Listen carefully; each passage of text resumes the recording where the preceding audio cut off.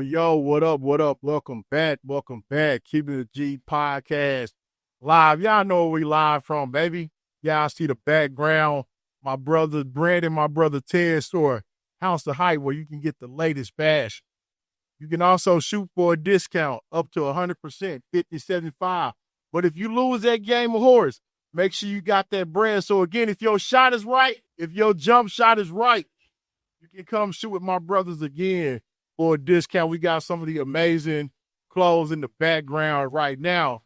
But for Black History Month, man, we had to do something special. My manager, she reached out to me and she was like, hey, I got some players that I would like you to interview. I was like, cool. She was like, are they from UAPB? I said, hey, man, tell them to pull up. So we got 4 young men here today. We're going to get into their journeys on and off the field. Just amazing conversation. So, without further ado, we have SWAC first team running back, Jaylen Jennings, a.k.a. J1, and Jack Schierholtz, a.k.a. White Chocolate. Again, man, we finna keep it. Y'all know we finna keep it. We finna keep it a G. So, again, let's welcome my guys to the podcast. First time, Jack and Jaylen. Look at that dude. So what up, Right, sir? Yes, sir. Yes, sir. Appreciate you. Yes, sir.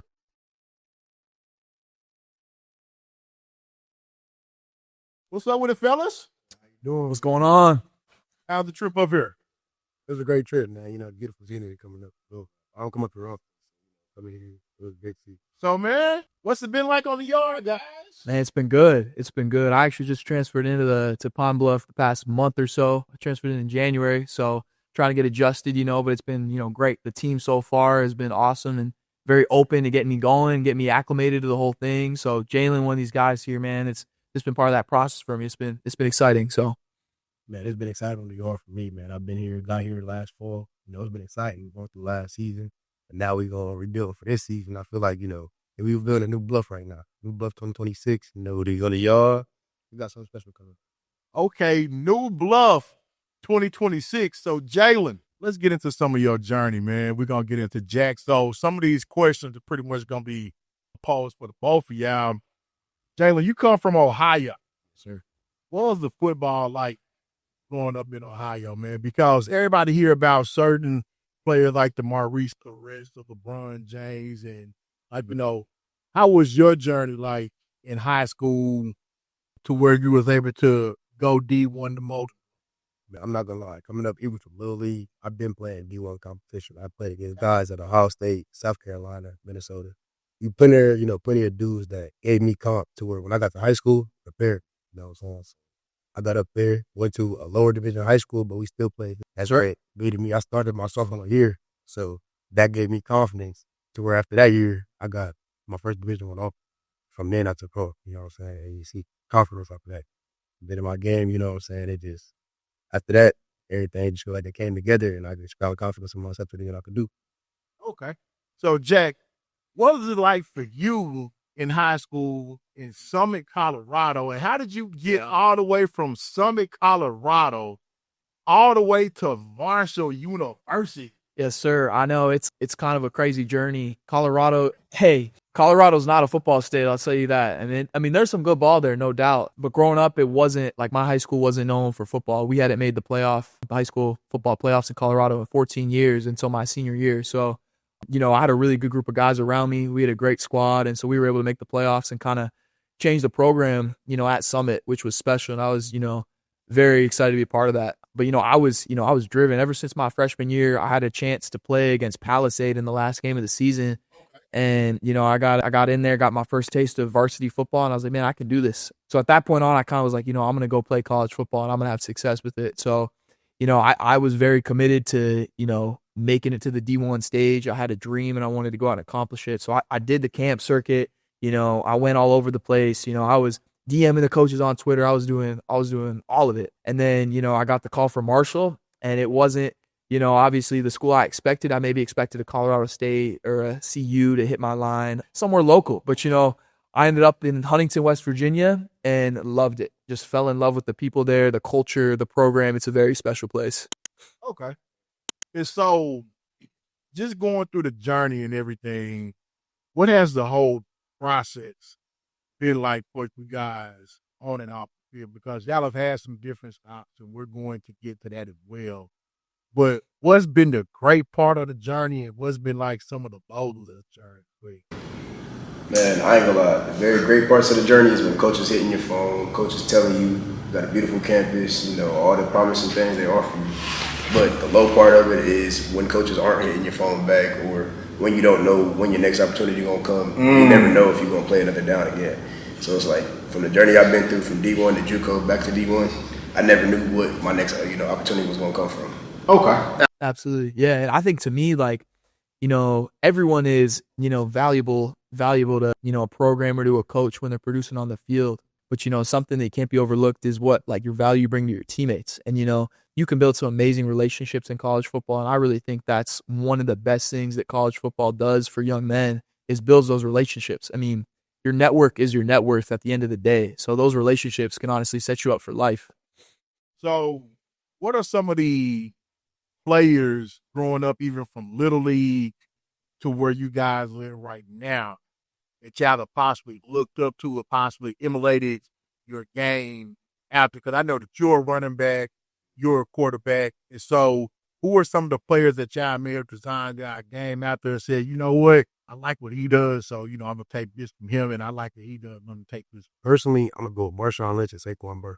Okay. For reasons of they're two tough running backs. From Marshawn being hard to take down, and he's a relentless running back. Saquon, to the crazy moves he can do, to how fast he is, and he also a relentless running back. So I emulate my game off of them because I'm a relentless running back, and I'm not gonna go down easily. That's all I can say. And I got a little juke bag. I can catch out the backfield like Saquon and all that. So that's why I emulate my game after them. Okay. Grew up following Tim Tebow. His little stunt with the Broncos was one of the most inspiring things for the city of Denver. And then besides that, really it was just Tim Tebow and, where he was with his faith and how he put his faith above all that inspired me. And so that's what I try to do, in my life is realize that, football is just a game at the end of the day. And, the biggest thing and the most important thing in our lives is our relationship with God and bring more people to the kingdom. So, and I like the way he plays football too. He's tough. He runs the ball hard. I've always taken that. But, on the other side of that, I like to emulate, my more passing skills around Joe Burrow. I think what he did with LSU back a few years ago was special. And so Ohio as well. Yeah, right. So yeah, he's a special player. So I would say Joe Burrow and Tim Tebow. Okay. And so you was talking about Tim Tebow, not only just from the football aspect, but from the faith aspect. So I noticed that you have the football page. You also have a page that's devoted maybe to your faith. Absolutely. Galatians 6:9. Do not grow weary in doing good, for in due time you will reap a harvest if you do not give up. Continue to trust, plan, and lean into God's will for your life. Don't grow tired of doing what is right, and you will reap a harvest, and your life will be a reflection of all the fruits of the Spirit. Continue to choose God and praise the Lord always. How has your faith been able to keep both of you guys grounded and elevated during times of transition? Yeah, that's a great question. For me, I came into college not with a great faith, but I interacted with some just amazing people at Marshall University, which is why I hold that place so close to my heart. They really changed my life, and it made me realize that my identity was in Christ and not in football. And at that point, it became, football became a game. It became fun again. So I could really just play. But, the faith has been so important to me because I've gone through some injury, in college. I've transferred around, and a lot of things have changed in my life. But one thing that's never changed is God. He's always been there, and he's always stayed the same. So I can remember that and wake up every morning knowing that I have a relationship with him and that he loves me. And that's one of the best feelings a man can have. Wow.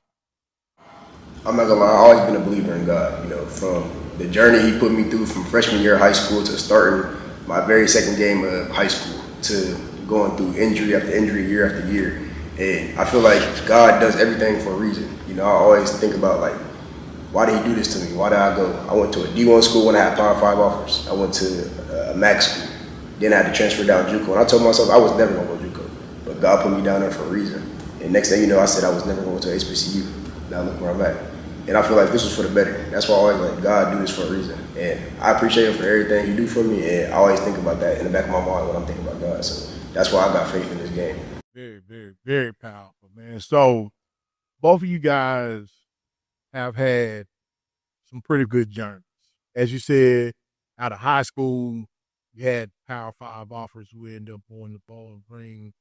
But then you transferred to EMCC, which is a traditional JUCO powerhouse, who also did the first two stints of Last Chance U on Met. What was the recruiting like to Bowling Green?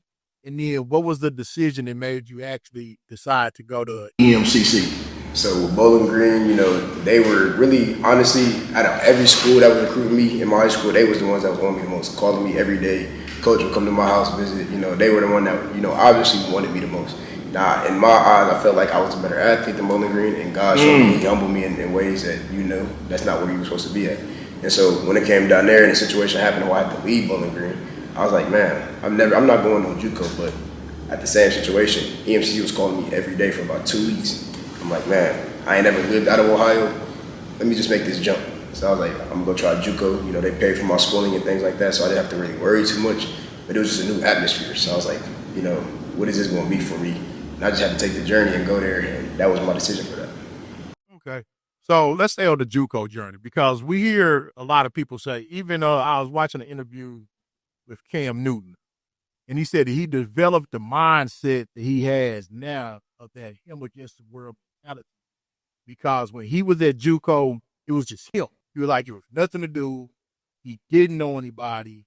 He was coming from Florida, where he had national championships, it says, backing up Tim Tebow, projected as the next starter, had a bump in the road. But he said that when he went to JUCO, he felt icy. He said that he took his pain of him being upset out on everybody else when he got on the field, but it just reshaped his mentality. Look at that. Why so? Because the creation of Cam was created in Brenham, Texas. I was at the lowest part of my life. I questioned my skill, and I found my voice. I found my talent. I found the confidence in saying, like, bro. How did JUCO reshape Jaylen's mentality? Honestly, I went down to JUCO, and on my team, I was the only person from the north side of the United States. So I was already isolated in that feature where my arguments was different than their arguments. You know, they got Mississippi, Alabama, All-Star games, so they got a lot to argue about, and I can't really do much because I'm from Ohio. So I'm trying to argue about Ohio football, and they not taking me serious. I'm like, bro, Ohio Get out of here, bro. so I'm like, bro, like, and all that, I'm just like, dang, I'm really isolated by myself down here. Like, that's really made me feel like it was just a mindset thing, like, dang, I'm by myself, and now I got to show it on the field, you know what I'm saying? I took that on the field, and I was like, bro, anything in life I'm going to have to do it by myself. I got my family, I got everybody in my support system, but I'm like, man, I'm going to have to get to where I want to go by myself. That's what's keeping me disciplined in everything in life. Going down to JUCO, having no car going down there, having to figure out. Walmart was 40 minutes away. We had a Dollar General and 2 gas stations, so I was really down there just living off, not knowing how to live, because I had to fend for a ride everywhere I went, you know what I'm saying? So that really shaped my mindset to like, you got to go get this if you want to get to where you want in life. Like, you got to remember where you was down, or you ain't think you would ever be down here, and that shaped me to where I am now. So my mindset. Yeah, I did have a hell of a stadium for JUCO, though, bro. Yeah, every basketball uniforms. We got great gear at EMCC, man. It was a great JUCO experience for sure. So was your head coach the same head coach that was on last chance? Is he really like that? Man, everybody asks that. He is. Like, he crazy, bro. What if he really crazy? He be saying some wild stuff, bro. He just like he is on the Netflix. Sure. So what's the wildest thing that Buddy said? I ain't gonna lie. I don't think I can say that on the camera. But he be saying some out of pocket stuff. Like, Tell me you just damn weak. Tell me you just damn keep your ass whipped. Tell me something. That's horse shit, pussy fucking shit. Get it back. Get it the hell back. if they can uncensor everything, you'll hear like, but head coaches really be saying some wild stuff, and Buddy don't got no filter. So, man, he done said some wild stuff to some players too that, you feel me, just we can't repeat. You know what you do easy. Hey, so Jack, as part of your journey, when Jaylen first left high school, he went to Bowling Green, which was still in Ohio. So his first journey being away was when he had to go all the way to Mississippi. When you left Colorado, you literally went all the way across country to Marshall. Yes, sir. What was that journey like to Marshall? How was it in the end? What actually led to your journey going to Pennsylvania for Ferris? Yes, sir. So Ferris State is in northern Michigan, actually. But yeah, it's northern Michigan. Hey, that's okay. We play some teams out in that area. So yeah. But anyways, it was It just be hard, which is where my nephew yeah. plays there. He actually returned a kickoff return in that game. Did he? Right. Okay. Okay. Look out for him. Harding from the 10. And look out. A little bit of room opens up, and now a foot race is right. Takes off, and they're not going to catch him. 90 yards. Are we having fun yet? Nice. Yeah. He So really got BTA. they did. They really did. Yeah. That's Ferris for you. That's Ferris. It's different. I'll tell you that. And I'll get into how, I had a wake up call when I got there for sure. But, Marshall, it was hard for sure. Any freshman starting, their freshman year of school, like has a little bit of that challenge of starting somewhere fresh. Like it's kind of like it's a culture shock, it's a lot, to experience that change, away from home for the first time, all of it. So I went through that, but honestly, it was the relationships and the friendship that I had with different guys on the team. I met some great teammates that really like took me in that were maybe from closer by. And so really it was a month or two, and then I felt right at home. And then I loved my time there was amazing. I loved, being part of the Thundering Herd. I ran the scout team down there, and that's where I gained a ton of confidence in my game because I was going up against guys like Owen Porter, Mike Green, Micah Abraham, all guys that Mike Green currently playing in the NFL, other guys that, were in the NFL and, still bouncing around up there. But the point being is, I was having success against some very talented players at a high level, and coming from a small high school in Colorado, I really weren't sure where my skills, matched up against. So being able to produce and, do that was great for my confidence. So I love my time there. It was great. But then when my offensive coordinator, got fired, I decided it was best for me to, pursue other interests. So decided to, go to Ferris State. And I had been familiar with the school. I grew up, spending some time in northern Michigan. I have some family up there. So I knew about, the program and all the success that they've had over the years. And it was like 2 or 3 days before the portal was about to close, and I got a call from Tony Anise, and he's like, "Oh, Jack, you want to come up and play football up at Ferris State?" I was like, "Yeah, that could be a cool opportunity. I'll go into Ferris State. It's a D2. I'll walk right in, take the starting job." You know, like it's a D2 school. I'm coming from a group of 5, you know, Division I school, Marshall. Like, I'm good. So I'm riding on my high horse up there. And so I actually drove the same car from Colorado to West Virginia up to Michigan. Wait. This is a 2005. Yeah. Yeah. Oh, and it's out in the parking lot right now. It's a 2005 Acura RL. At 100 and what? Oh, 215. Hey, and I'm telling, hey, that journey's not done. Yo, how long was the drive from Colorado? So that drive was about, I want to say like 15 or 16 hours, and then about 8 hours up to Michigan. But that car's journey doesn't stop there. So then I drove it. We'll get into that in a second here. But then when I ended up transferring to the junior college in California, I drove that same car about 36 hours out to California. And then that same car came from California to where I am now here in Pine Bluff. And there was a few stops in Colorado, but yeah, that car's been through it. So yo, shout out to Acura. Yeah, I know. Yeah, real. Yeah. No, seriously. That's crazy. Seriously. So you literally drove from Midwest, East Coast, up north, West Coast, down south. Yes, sir. Yeah. Hey, I ain't trying to cuss, but damn. Yeah. All right, man, go ahead. Back. Anyways, yeah. So I get up to Ferris State thinking, I'm going to be the guy, but they have some dogs up there. Like, I walk into a program with a stat quarterback room, and, I had my work cut out for me. And so, I did my thing, though. I came in there and competed, had a lot of fun, with those guys up there, built some amazing relationships. I mean, it's a great program, and just the culture of winning is unlike anything I'd ever experienced. So you got you a national championship. Oh yeah.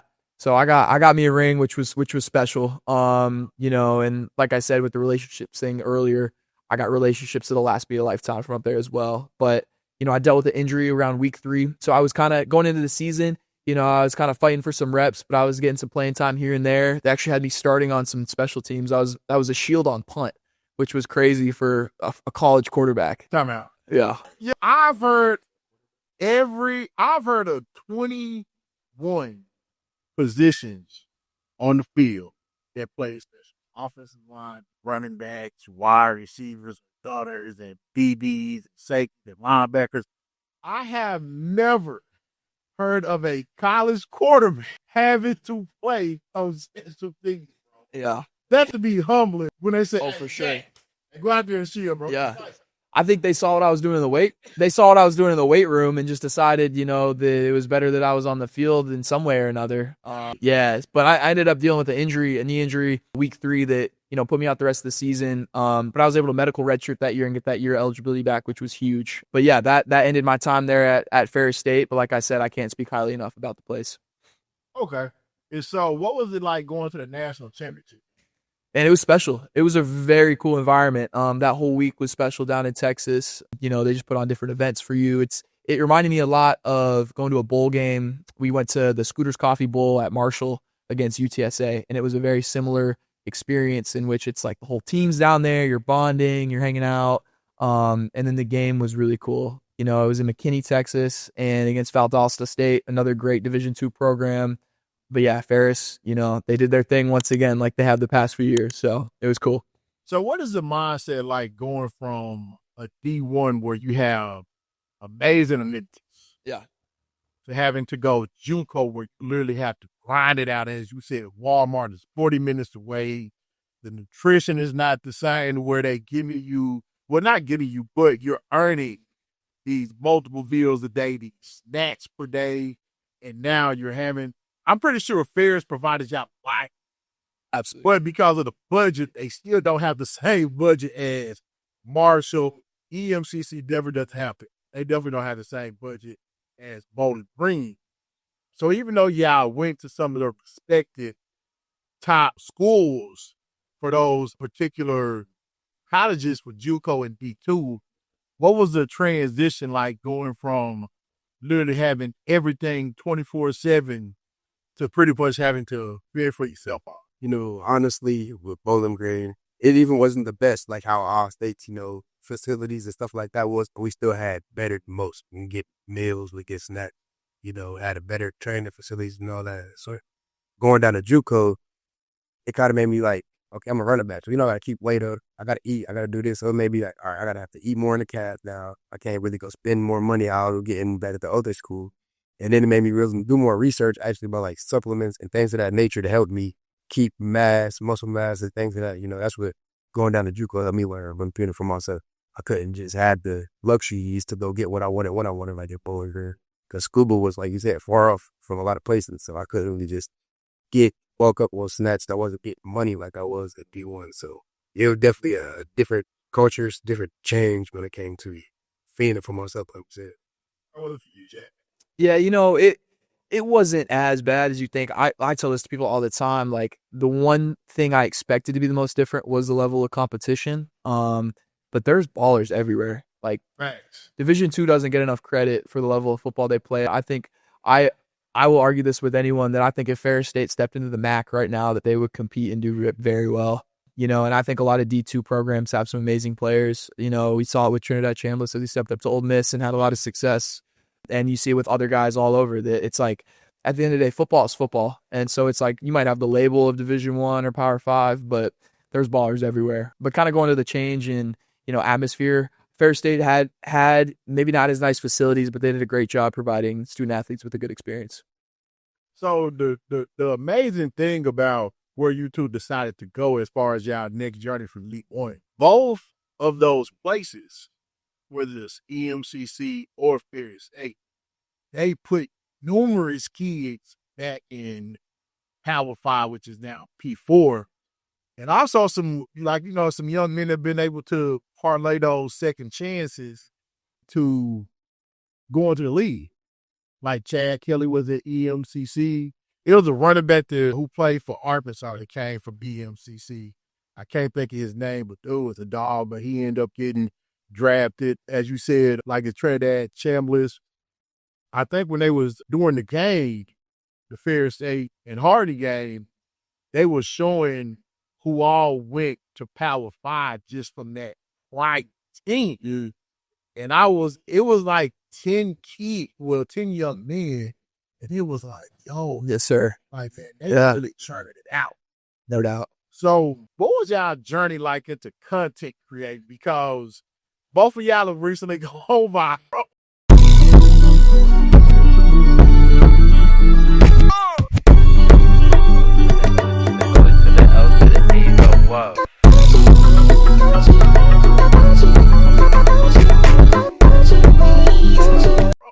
And so what was the journey like for y'all getting into content, and what are some of the joys that y'all have both found going down that journey? Honestly, for me, like I talked about earlier, the priority I put on faith and how important it is to me, I think it was a way to kind of have a platform, to get that out there. Just because if I had, what I have now in the sense of my faith, and like I could give that back to some younger kids, I think it could help them a lot with whatever they're dealing with. Like, sports and faith go hand in hand. At the end of the day, like, there's so many lessons that overlap and so many things that work well together, whether it's stories in the Bible talking about David and Goliath, whatever it is, different verses, Philippians 4:13, I can do all things through Christ who strengthens me, whatever it is. It's like, just having faith as you're walking the life of sports and life in general is such an important thing. And so I always told myself, if I had a platform, that my number one priority would be to spread the word of God. So I think that's really where it comes from. Yeah, that's what I'd say. Honestly, I always wanted to get into content creation. Honestly, I feel like from my grind and my journey, I should have been recording and showing people, because coming from Bowling Green and then going to East Mississippi, I know people want to still see, like, how is East Mississippi past, last shooting. Exactly. But still say, like, how is Buddy Stevens? I should have been recording those moments. And now I feel like I didn't have the confidence or... She want a running back. She don't want a linebacker. She want a running back. She don't want a linebacker. We score a touchdown. Touchdown. Touchdown. Yeah. She want a running back. She don't want no DB. She want a running back. She don't want no safety. Touchdown. The experience I have now in editing and things of that nature, where I want to take it serious. So now that I am at Arkansas Pine Bluff and I feel like I got a name for myself, I feel like now Jack coming to Arkansas Pine Bluff is actually a good for me, because he even put me on to content creation. And now it's like he said, we want to get so big with this that we want to lead people towards God. Because, as athletes, our name hosts. So we, say things, people might follow, what I'm saying. if they want to. But that's why I want to get in conservation to, better the people, bring positivity and bring people closer to God. Okay. So what about the last video that y'all did together, man? That was amazing, bro. Yeah. Would you I think it was the one where you was walking in the locker room and it was like, look like you're... You go to HBCU? Yeah. But you don't look gay. Oh, I'm sorry. Let me just... Then after that, you did this and y'all dapped up and then it turned into him. I was like, what? Yeah. What was the mindset behind that and the creativity? Because that's how you get that question. Absolutely. Yeah. I think there's a lot of humor in, being the white guy at HBCU, but, I love it. I mean, I think it's cool. Like I kind of feed into the aminosity, whatever that word is. I think it's just a cool opportunity, to stand out and like also immerse myself in the culture too. Like there's nothing wrong with, me being there, learning more, about Arkansas Pine Bluff and the history of the school, but, making jokes about being, a minority on campus can be kind of funny. So yeah, definitely a minority. Yeah. Okay, so what that creativity is for the creativity behind that video, Jaylen, for you? What was that like, man? Like, and how did y'all like it? And who came to who with that idea? He came to me like, bro. Okay. I'm like, yo, that is funny because like you said, he a minority, he stand out. I'm like, yeah, this will go viral. And, leading that shows that it's a lot of stuff that people can relate to. Because, he's not the first white guy to go to HBCU, but just would that be like, they're interested in seeing that. So it's bringing us more ideas to bring funny skits to people. So, to bring us, and build our content. Yeah. And it's been cool to see, like, we've had some of the alums in the comments and different people that have attended, UAPBs talking about, oh, we had a white kid when I was there in 97 or whatever the situation is. But, I think the school needs, the attention right now. And so anything we can do, to shine light on, that it is a special place and that, people want to come there. So what was the journey like for you guys? Well, so let's don't come to you right quick, Jack, because you actually had another stop like that you said. Yes, sir. What was it like going from Ferris to Fullerton, California? And how did you get from Michigan to the West Coast? Yes, sir. So I think, it goes to show what the state of the game is today with you can transfer around. You can jump around schools if you don't feel like the opportunity is right for you. In my situation, it was I dealt with an injury and didn't feel like I was in a position to succeed, coming into the next season at Ferris and was like, I just got to play football. It's been 2 years. I redshirted and then medically redshirted. So I was like, I just want to play. I had a quarterback coach out in California that told me that, Fullerton College would be a good fit for me. Honestly, I just really leaned on God in that moment and decided to, make that jump and, ended up falling in love with it and couldn't have been more grateful for taking that chance. So is Fullerton where you regained your confidence? Absolutely. Yeah, I would say that. Because a lot of times, a lot of people don't understand that for athletes with injuries, a lot of times it's not just physical. It's how do you mentally bounce back from it. And I know, Jaylen, you said from high school, you at Bowling Green, you had injuries. You said that you had injuries as well, going from Ferris. And so how was you guys able to bounce back, not only just physically, but mentally from those injuries and get back to performing at a level that you're used to and finding your confidence? Honestly, as bad as it may sound, I was like injury prone coming up. I got injured in a little league, and I thought that once I got to high school, I didn't get hurt till my sophomore year. I tore my labrum, and so I could search. So, going through the off season and coming back, God showed me that, you can do it again. My shoulder, I was good. I went out there, had a historic season, and that's really showed me. I got hurt again that season, our last game. Hold on, time out. Tell us about those historic goals. I went in 600 yards, 9 games, 22 touchdowns. That was the COVID season. So, everything got, we only had in-conference games. So we didn't do the outer conference games and stuff like that. Like, come to my senior year, I had 700 yards the first 3 games. So now imagine my junior year, we would have had like 10 to 15 games you're really supposed to have in the season. It would have been a different season, you know what I'm saying? And Harvest Prep wasn't letting up. That's Jaylen Jennings on the pitch, goes 40 yards. Harvest up 50-0 after the 2-point conversion, 64-13. 700 yards in the first 3 games? Yes, sir. So what was it like for you, Jack?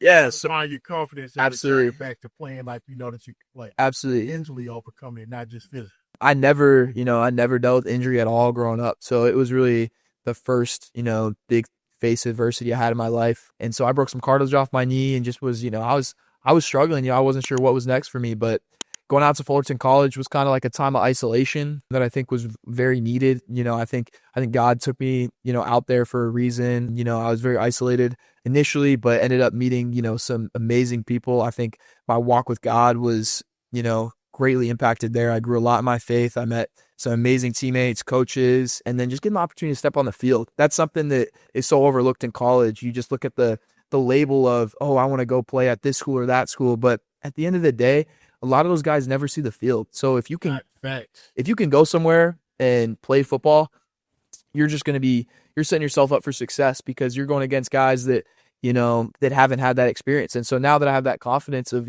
playing college football against other college football players, I just really believe in myself and know that, I can do this and have success at it. It's actually crazy because, God does work in mysterious ways. Like when I had that 700 yards in 3 games, I got hurt that third game. So I missed the whole and rest of the regular season. And now imagine if I'd have played that full season. Like Jack said, I wanted to go to a bigger school, a P5 school, just UA.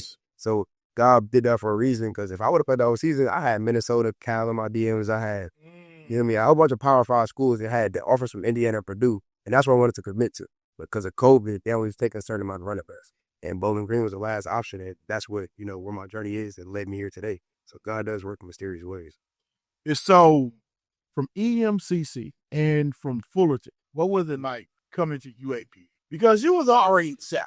Yeah, true. So it's not really a long journey for you. It's not even, I'm not going to like come from small town of Scuba. I was used to it now. Small town aspect. So coming to Pine Bluff, I'm like, all right, I just got to grind out, I'm trying to get my degree, finish this out. I really didn't know what I was going to do these last couple of years in football. You know what I'm saying? But obviously God showed me that last season you still got, you can still do this, get your opportunity to go to the league. It's all about you versus you and how you want to do it. You got to stay disciplined in this journey. So coming out of JUCO, did you have any other offers or was this just the best offer? Or did they tell you on, hey, you can step in and start immediately? Or it's actually crazy because I actually got hurt my second year at JUCO. I played my first year at JUCO. So listen, I played every game my first year at JUCO when we made that run for the national championship. I didn't have no interest. Come out the next year and I was the starting running back at this point, so I had the most carries and all that. And so I got hurt by the third, fourth game in that JUCO year. So I was missing until about the end of the season. And so Coach Black, Miguel Black, he was at Mississippi College. Now, if you know about Mississippi College, they were the D2 of Mississippi. They got shut down last year in December. He was recruited from there at first. And I was like, I didn't want to go D2. I went to see him. I had like Western Illinois, hit my phone, all that. Come down the spring, a year ago around this time, I go home. Coach Black gets hired to UAPB. Now, it was too late for me to go and enroll in UAPB, so I had to work a job for a whole spring semester. And Coach Black was calling my phone every day. Hey, you working? Are you doing this? Doing that? He was trying to find me an opportunity to get me in for the summer. And it's crazy because they didn't even need a running back last year. But Coach Hampton took a chance on me. And Coach Black, he also took a chance on me, calling me every day. And that's how I ended up here. So what was it like for you, Jack, going Cali? Yeah. Coming all the way down south. I mean, because at this point, bro, you don't travel all across the map. Yeah, at this point, I was, just trying to honestly, I was kind of thinking that coming out. I was like, it'd be cool to go in the South or maybe like way out east. I haven't seen that part of the country yet, just kind of doing my tour of America. Literally. Yeah. But anyways, yeah, I pulled my hamstring the third series of the first game. So I grinded it out to get that starting spot. And then I had pulled my hamstring the third series of the first game. So I was out for like 3 or 4 weeks this past junior college season. So that kind of limited my recruiting a little bit, but I was able to bounce back and have some success. We finished with a bowl game victory over Riverside, which I got, MVP honors in that. But we actually played against one of our current teammates at UAPB, Bo Bruins, who I live with. So he was on Riverside when I was at Fullerton, and he got ejected in that game. So it's pretty funny. I give him a lot of crap about that. He plays running back, fullback. That's Cam Scatterby, man. Yeah, Cam Scat. Yeah, you'll see Scat out there. So anyways, I had my phone. My phone was kind of blowing up, mid-season, hearing from schools like UT Martin, Murray State, a lot of Division II schools again. What was it? Texas Permian Basin, Colorado State Pueblo. I had some opportunities, but really it was when I took my visit to UAPB, I felt like the opportunity was just too good to pass up. And so I decided to, go with it, and, couldn't be more grateful for taking the chance. I feel like it's a perfect fit and the right opportunity. So, I'm just so excited to get to the season, and, grateful for the coaching staff for giving me this opportunity. Okay. So when you guys got to UAPB, was it what you guys expected, or what was that mindset like, you know what? It's grind time to be. I didn't know what to expect going to Arkansas. I'm not gonna lie. I only been to Little Rock because we played the national championship there in JUCO.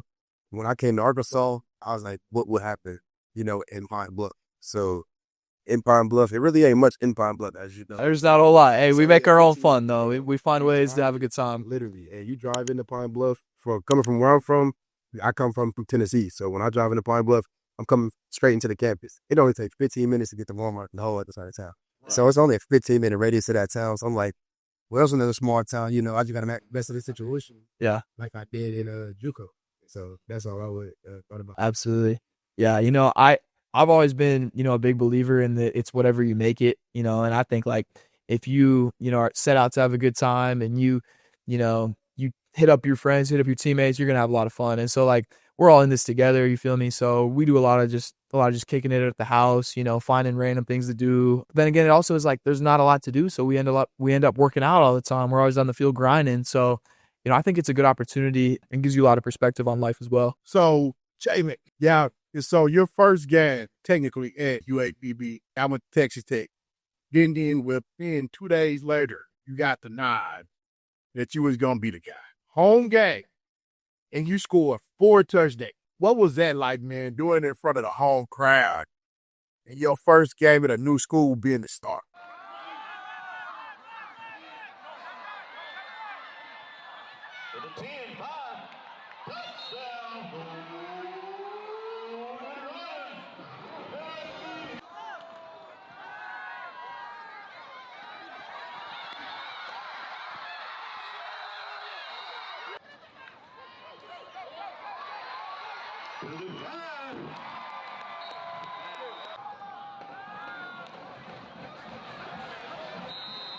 There go that man.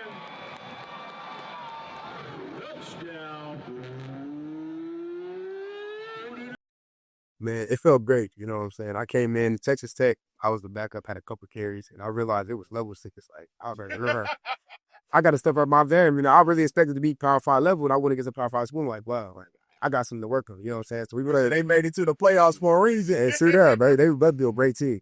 So then we played UCA the next week. I had about 5 carries, and I actually did score on the 1 yard line that game. So I'm thinking maybe going into the third game, I'm like, man, maybe I am a little washed. That was my mindset. I'm like, man, I don't know if I'm good as I thought I was. I went to that game. Unfortunately, my dog Z got hurt. But when I got on that field, I had to make the best opportunity of what I could. I did myself that game. I was like, I had 226. I swear, back in my whole 25 carries. I'm like, I could have sworn he had 10 carries, about 150 yards. But when I had 220, I'm like, man, I really can do this. Like, you feel me? Like, I got me a new confidence. And I was like, man, I really got my grind and stuff. And I really changed my mind up in there. Like, hey, I can really do something with this now. So that's what it was going to that game. And it felt good, though, being in front of the home crowd, getting 4 touchdowns. I didn't think I could do that for real.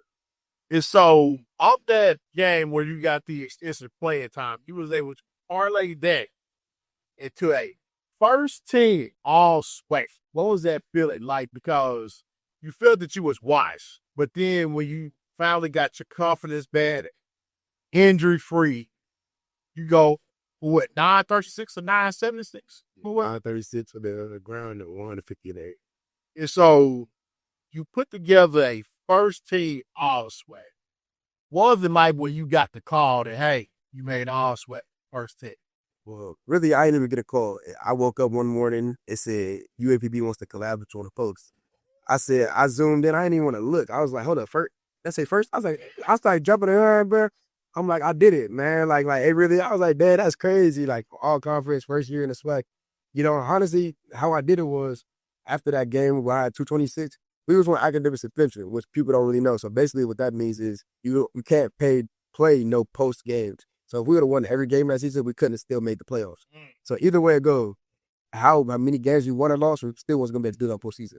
Gotcha. In my head, I'm like, look, I'm still going to play because I came here, didn't have no other opportunity. This is my only opportunity. So now I'm starting that, got to make the most of the opportunity. And every game you see me progressively get better and better because it was like, I see like, all right, this is what you got to do now. I have to do more study, more filming because I realized I got to take this game to a next level if I want to go to the next level and I see I can do that.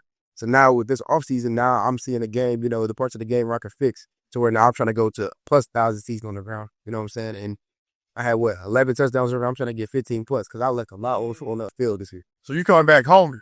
Way hard. I'm not gonna lie. That was not what you feel. I feel like I could do way back. So, Jack, how do you feel being, point out the obvious? Yeah. A white quarterback and a historically black college. And also, what kind of pressure does that carry as well, man? Yeah, I'm excited. I think it's a cool opportunity. I think, I don't think anyone really cares as long as you're winning football games. That's a fact. So, I'm just grateful for the opportunity that they were willing to give it to me. And at the end of the day, like I said, I'm not really looking at individual stats. I'm looking at team wins, and our goal is to win a SWAC championship this year. So that's what we're setting out to do. And, the pressure thing, I love it. Pressure makes diamonds. And so, I want all the pressure. I'm excited about it. I can't wait for that first game against Mizzou. Or the second game against Mizzou. We got a week 0 game or a week 1 game, but once we get up to Mizzou, man, being able to play in an SEC environment is going to be, is going to be a very special experience. So like I said, I don't believe in pressure. I think that goes back to what I've said about my faith, that when God has a plan and you trust that, pressure, it kind of just falls off. So. Okay. So in life, there is no triumph in that track. As you said, y'all overcame injuries. Y'all overcame the transition of going from multiple schools to landing in a home where you guys are at now. You have made All-SWAC. First team All-SWAC. All right? But again, in life, there is no triumph without tragedy. You dealt with some tragedies. Let me make sure. I seen on your Instagram that you had 2 friends that passed away. How was you able to mentally deal with that? What helped bring you through that? And what are you doing now to continue to make them proud and carry on their memory and their legacy? Well, let's start off with I lost my father when I was 5. So, having a single mother my whole life, she grinded and she does a lot for me to provide me for a lot of things I had. She made a lot, happen for me when she, didn't have it herself sometimes. So that put my mom, said, I got to do this for my mom. Every day I think man, because my mom, even to this day still, you need money, you need this. Not always. I'm trying to get to the way where I'm a grown man. I don't even need my mom that much no more. But, her grind, her want for everything for me, at least as her son, being her only son, it just gives me a different mentality to go harder and my 2 friends that passed away, long live them, you know what I'm saying? But honestly, I just got to live on their legacy, because I know they always supported me, even from high school with this football tournament. I can't stop for nobody, you know what I'm saying? I know they want to see me make it to the league. My mom wants to see me make it to the league, and so is my family. So all it is for them, you never know when your day going to come. That's all I have to think about that. So that's why I got to go every day hungry, ready to eat for the next upset. So before I ask you that same question, Jack, let me backtrack. You lost your father at 5? Yes, sir. So who's been a male role model that stepped in, has been able to not only guide you on the path for football, but also just guide you and give you some of that game that's carried on, like it carried you to the point where you're at? Actually, my grandfather. Okay. My mom, my grandmother's husband now, my mom, not my father's dad, he was also a great help to me because my mom's dad, he built houses, he's an instructor, so he teaches me in life, everything doesn't have to be hard and things can be simple sometimes. Don't think too hard, and that's where you play better. And that's where in my game, it made me feel like, the more calmer I stayed, the better I could do, better things I could, achieve in life. And my grandfather, he was more on the athletic side. He played semi-pro football and things of that nature, what my actual grandfather did. So I used to go over there every weekend, and he would, instill me you got to have work. He's the one from when I was 10 years old, hey, every week I'm coming to pick you up. We got to go to my coach. I had coach, and when I was Little League, and we worked out every Wednesday. So every Wednesday, he nah, you're going to get this work in. And there was some different type of level work that I ain't never experienced. So that was then it scared me. I'm bro, I really thought you ain't really have to do this much to get big, but nah, it was crazy. I'm talking about, we had to do 500 calf raises. We had to do, I don't know if you know what Sally Up, Sally Down, you know what that song is? Raise Sally Up, raise Sally. Yeah, every day as a finisher. All that was just a different chance where it's bro, I got to have a different work ethic. And that's what, helped me going into high school and things like that, where I am now, to where it's I'm hungry for everything, So things like that. Okay. So, Jack, what's some times where you had to overcome tragedy to where you was able, like, how did you mentally deal with that, and how was you able to overcome it, and how are you able to continue their legacy in your man? Absolutely. I'd say the one thing that I went through when I was younger that was definitely a moment of tragedy was I lost my childhood best friend. To some mental health problems he struggled with, led to a suicide. It was a hard time, just because I felt like I wasn't there for him, and no one else was. And so for a long time, I blamed myself, because I was like, maybe if he had his friend in those moments that he wouldn't have felt that way. And so that's why, still to this day, I'm such a big advocate for, loving everyone, loving each other, mental health awareness, all that. Like, you don't know what your brother next to you is going through. So there's, you can never check in on someone too much. There's never a bad reason to just say, hey, bro, you doing okay? Like, you need anything? Like, what's going on? Like, having conversations, all that's so important. But for me, yeah, that was hard to get through. But, I got the, Roman numerals, of his birthday on my arm right here. Okay. To kind of just always carry, his legacy on with me, and just, anything that I experience in this life, I feel like he's going to get to experience with me, so he can, be with me through those ups and downs. Anytime, I feel like kind of lazy, don't want to get out of bed in the morning, whatever it is, I feel like I kind of just look over at my arm and it's like, man, if only Christopher had this day, like, what would he do with it? Would he just let it waste? Like, I'm sure he, would give everything just to have one more day. So that's why you just try to, make the most of everything, like you said, because you never know what God's plan is for you and when that day is going to come. So, man, that's hard to lose a friend to suicide, especially so young, especially for you to lose your father as well. And so how do you guys help look out for people that's under y'all, like, to just put down in a better predicament from some of the mistakes that you guys? Honestly, I like to give people the harsh truth, in life. So I want to be real upfront with everybody, because, life gonna come at you hard. And I don't want to be a person to sugarcoat nothing to nobody. And so that's really how I go with, helping the younger generation. I want to also help them by, if they ever need me to call me, if they ever need help with anything, I'm be that guy that listen to them, that help them. Because, there's no reason to be, acting Hollywood or anything to anybody. That we're all regular people. They're all trying to grow up to get to where I am. And so why not help them? Because I know I was a kid that wanted to look up and be at Ohio State and stuff like that. God had the plans, but I still like, in my journey, God put me here for a reason. Because I went through a lot of obstacles. So, giving the youth all that information, that's how, absolutely. Yeah. And then for me, I think the biggest way I've been able to kind of give back and, provide to other people and teammates especially is through just different Bible studies we've had. At Ferris State, when I went through that injury, I was able to host a Bible study at my house that I feel like definitely reached a lot of people. It led to some baptisms, which was very special. And then same thing in Fullerton, California. We had a Bible study that we did with the team and led to some more baptisms, some guys coming to Christ. And then, congratulations. Yeah, that was amazing. Yeah, thank you. And then, like I say, it's God working, through me. It's like, that's the one thing that is hard, is I never want to, take that credit or be under that spotlight. I really want it to just be on God, because it's, at the end of the day, it's all God's work. And then here just at UAPB, we've been able to get one going, and get a bunch of guys out. We've probably had like 20 or 30 guys in the past few weeks, and it's been really special just to see what it's doing. And I think it's going to go far with the team this year. It's going to help us find a lot of success, stick together, just build that brotherhood. But like I said, it shows the guys that, at the end of the day, like, a relationship with God is the most important thing, and that, God has a plan for everyone. It might be in football, it might be making it to the NFL, but it also might be, being a great friend, being a great brother, being a great father one day, great husband, whatever it is. But, just trusting in that and, reminding those guys, that they matter and that, God loves them and has a plan for them. Hey, man, you two young men are very, very powerful, man. So I'm definitely very as a child, man. So a few more questions, and I'm going to get y'all up out of here. I know you said that you did.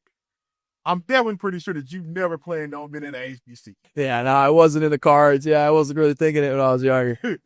How have you both been able to adjust to the culture on the yard? I mean, I love being here, what I'm saying? I said I didn't want to go to a HBCU, but the way it's family, going around campus, I feel like everybody, because it's so small, we see everybody all the time. So it's like just one little community, one little family. And like people say, they say it ain't really much in Pine Bluff. And people who say, like, back in the day, they used to have way more fun than they do now. And that's why me and Jack are also trying to bring, like, the skits and the funny stuff and trying to interact more with the campus to bring it, to make it better. Like we said, New Bluff 226. Bluff. Yeah. Go ahead. Exactly. Yeah. So New Bluff, that's kind of our thing right now. Like, we've known that like the student, body has kind of gone down the past few years. We don't have the enrollment that, that the school once had or that we want it to be at. But, it's like I've only been, here for a month or so, a month and a half, and it's been extremely special. Like just the way the community has taken me in and just the love that I've felt from everyone. Yeah, it's amazing between, teammates and, staffing, teachers, faculty members, whatever it is. Everyone's just so loving, and there's just something special there. So like Jaylen was saying, man, just continue to grow and, bring that new one bluff mindset back, that we're all in this together. UAPB will continue to shine. So, Jaylen, what was your first homecoming like? I know you haven't experienced yet, but HBCU homecoming is completely different from Marshall, completely different from Bowling Green, Ferris, and everything else. What was your first homecoming like? We going on the field or the whole experience? Whole experience. The whole experience, I'm not gonna lie, like they have events on. This whole experience you can talk about. Over here. No, I'm talking about on campus. On campus we had some fun events, that we did. They had some, we went to, and there's a bell tower in the middle, and they would have like a darty, but not a darty, where the people would come out and play music and stuff, and we would interact. We would go to class still during homecoming. Now, people say we don't go to class during homecoming, but no, we were still in class. Football players, most of the events were towards the night, and that's where we had practice, so we didn't really participate much in them.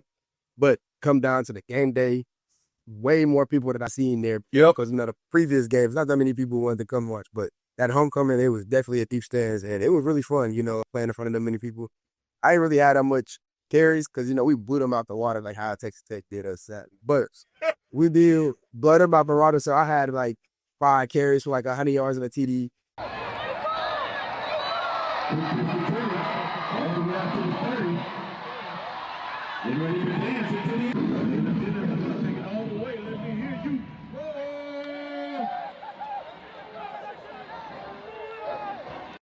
It was fun. I ain't played the second half, so we was just vibing. But, it was a fun homecoming. But this homecoming this year, like Alabama State, our previous OC told us, this one going to be one for the books. I'm not going to lie. I'm coming on. I'm hungry for that one. Okay.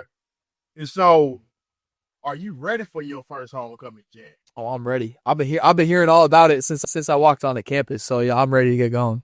Okay. And so, how have you integrated yourself culturally? Yeah. Into everything in the history of UAV? Absolutely. I think, just kind of with my personality, I'm very outgoing and try to, wear my heart on my sleeve and try to, talk and, build relationships with everyone. So, as I go about everyday life, just at school, with class, with football, trying to build those relationships, I already feel, myself falling more in love with UAPB every day and just, growing in the school and yeah. Okay. So I know you haven't really fully experienced it. Mm-hmm. What was it like for you?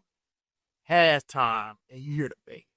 And then that day, like some games you hear bands battling, like you trying to listen to coach draw up plays and make adjustments, you there like, dang, boy, they out there. That's actually crazy because like during halftime we really can't hear the band that much, but during homecoming we was in like this room where you could still hear the band. And I already heard about M4. They always talk about M4. People sometimes make jokes like we come for the band and not for the football team, but that's going to definitely change to see either way it go. But the band be playing some fire stuff. Like they play Finest by Youngboy, and I didn't know they could get in their bag like that. Like that's a hard song, you feel me? So hearing the band, that definitely turned me up because I used to do my research on like, be on TikTok and stuff, see the HBCU band competitions and not playing in front of that. It definitely makes me like, it makes it more fun to play when they play it in the games. Okay. So HBCUs have a rich tradition from Hall of Famers like Jerry Rice, Doug Fields, first black quarterback to win the Super Bowl. Litany of HBCU players in the NFL now is falling off. But what's the legacy that you both look to leave at UAB? Honestly, I want to be the guy they look back as he was a great athlete. He was also a Christian-based athlete. You know what I'm saying? Every time I need to do better at it, but I always try to point up to God when I get a touchdown. I always pray before a game and after a game to thank him that he made me through the game. You know what I'm saying? So I want people to be like, he was a great athlete and a better person than that off the field.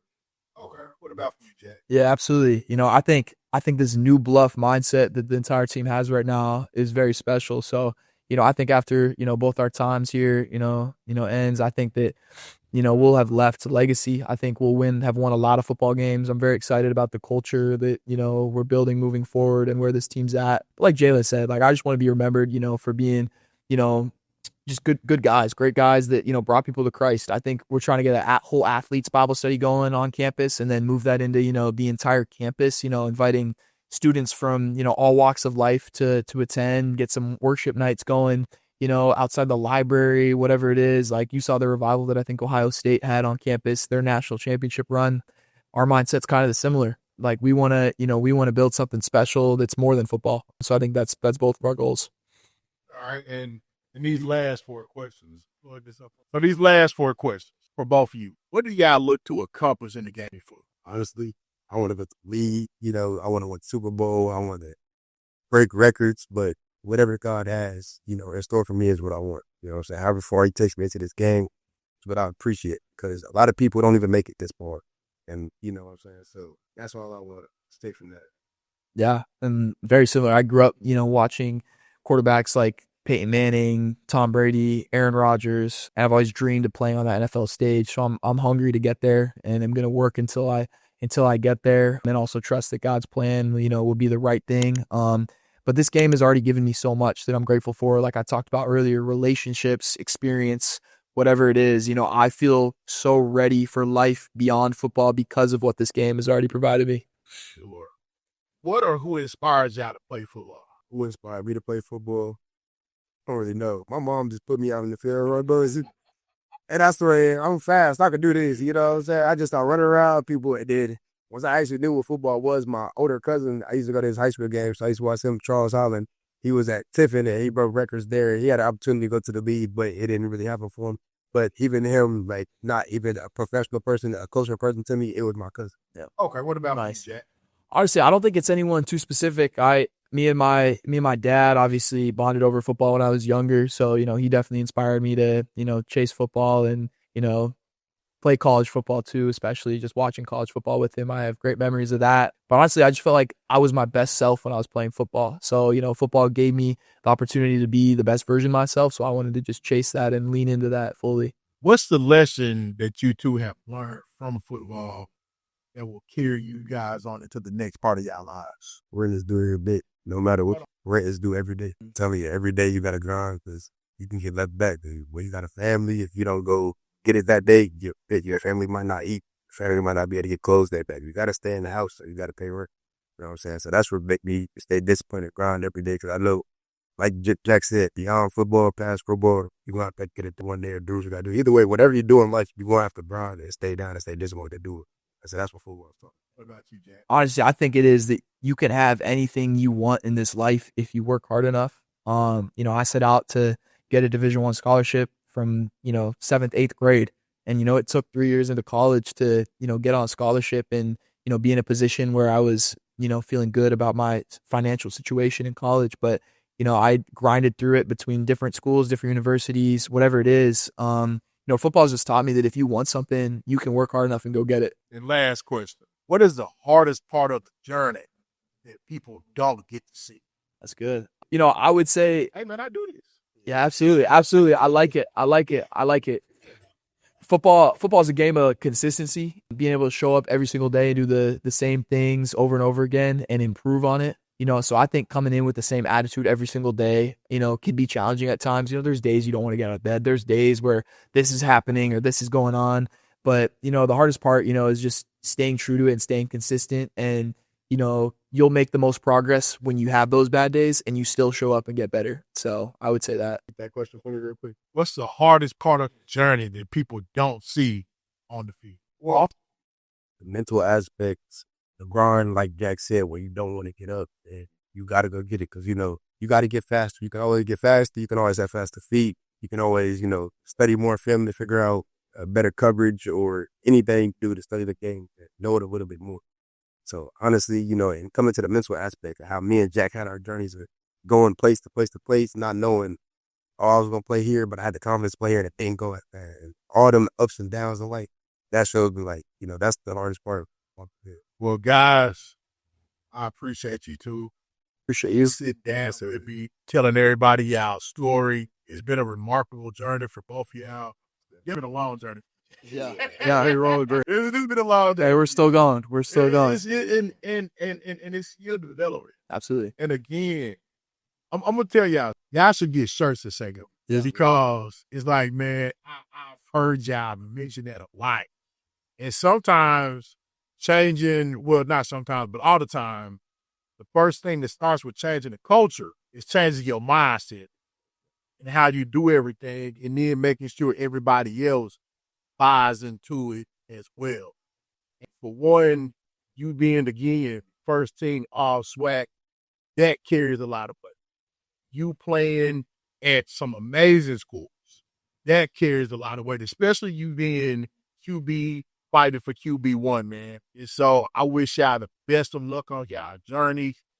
I'm going to be at the UAPB games. Sir, I can't wait to support y'all, man, and everything that y'all are doing. If y'all have anything to leave the people with, what you got?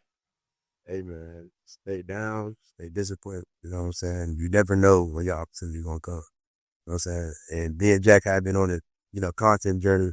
My Instagram is 1AMJ with 2 Y's. I'm trying to start this YouTube content where I'm showing y'all the behind the scenes of the college life and HBCU life. And that is Jaylen Jennings 1, Jaylen Jennings 1. And my TikTok is Yeagerboard, YEAYOUREV. Yeah. And then I would just say, trust in the Lord, lean not on your own understanding and just trust in God, and then, I'll shout out my Instagram too. It's Jack, JCK _ Schierholtz, SCHIERHOLZ. Other than that, guys, I definitely appreciate y'all, man. This has been very, very, very amazing. So again, man, all love again.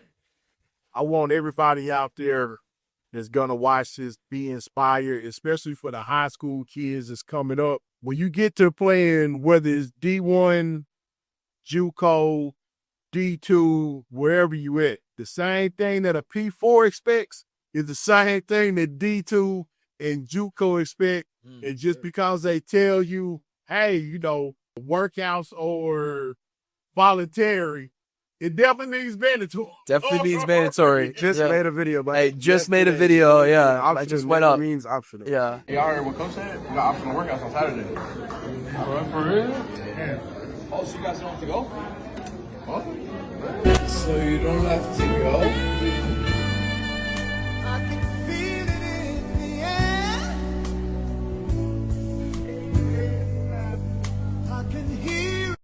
So, hey, man, again, I appreciate you guys, man, and the care. Best of luck, not only just on the field, but off the field, and the content and everything. Thank you. Appreciate you. Sir. Appreciate you. Yeah, no doubt. Again, we have Jaylen Jennings, a.k.a. J1, and my guy, Jack Schierholtz. This is the white chocolate self. And again, as y'all know the saying, baby, why keep it 100 when you can keep it a G? Keep it a G. We'll be back. G. Appreciate you guys. Let's go. Yep. For more amazing content and sports interviews and cultural conversations that you've just seen, please follow us on YouTube at Keeping It a G. That is Keeping It a G on YouTube. Please like, comment, follow, subscribe, and run up that hype. And also support our live on Instagram every Thursday night at 7:30. You can find our live at DEG1180 and Keeping It a G. Again, that is on Instagram, DEG1180 and Keeping It a G. And again, why keep it 100 when you can keep it a G?